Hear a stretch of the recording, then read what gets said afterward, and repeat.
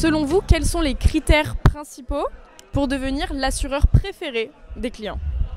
Alors moi je suis courtier maintenant, donc je vois les choses un petit peu différemment. Je pense que assureur, c'est un peu l'Himalaya et les Vosges au quotidien. L'Himalaya, c'est-à-dire que pour gagner un client, il faut lui promettre des choses assez complexes. Et c'est aussi les Vosges parce que tous les jours dans la qualité de service, il faut être au rendez-vous.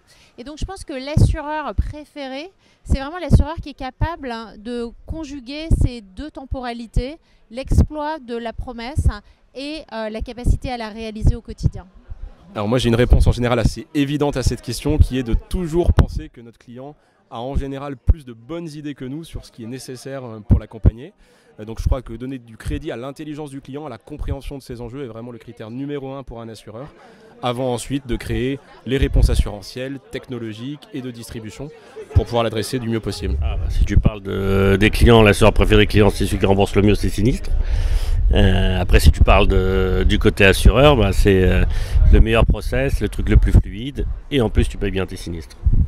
La facilité d'interaction et la fluidité des parcours au moment de l'achat et de la gestion du client. Et puis l'essentiel qu'on oublie toujours mais qui reste le principal, c'est la qualité de la gestion de sinistre.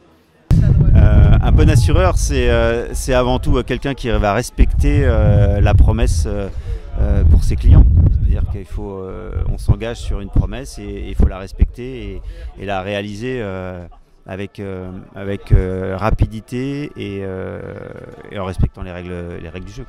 Seconde question, y a-t-il un principe ou alors une valeur qui dicte vos décisions au quotidien dans le travail?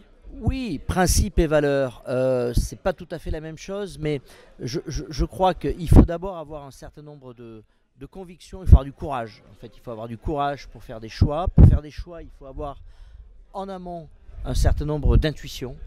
Et puis après, il faut avoir le courage de continuer, avoir la rigueur de continuer. Et puis d'une manière générale, dans nos métiers qui sont des métiers de relations clients, la transparence, l'honnêteté sont à mon avis des qualités fondamentales sur le métier de l'assurance. Ouais, le respect. Jamais mentir ni à soi-même ni aux autres.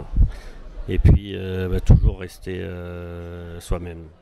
Alors moi je reste assez persuadée que déjà en interne il faut qu'il y ait une bonne ambiance et qu'on soit tous alignés sur une même stratégie mais toujours en ayant du plaisir à faire ce qu'on fait.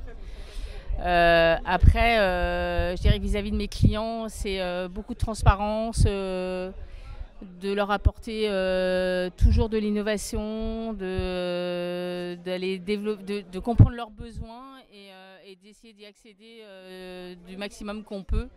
Et je suis persuadée qu'il y a encore énormément de choses à faire dans notre milieu. On n'est qu'au début d'une très très belle histoire sur l'affinitaire. Alors oui, tiens, je ne m'étais pas posé la question, mais je pense qu'il y a un principe qui est hyper important, c'est l'authenticité. Je me laisse vraiment guider par sentiment d'être utile, d'être aligné avec mes propres valeurs personnelles et d'être dans un collectif bienveillant. Et donc c'est vraiment ça qui me guide.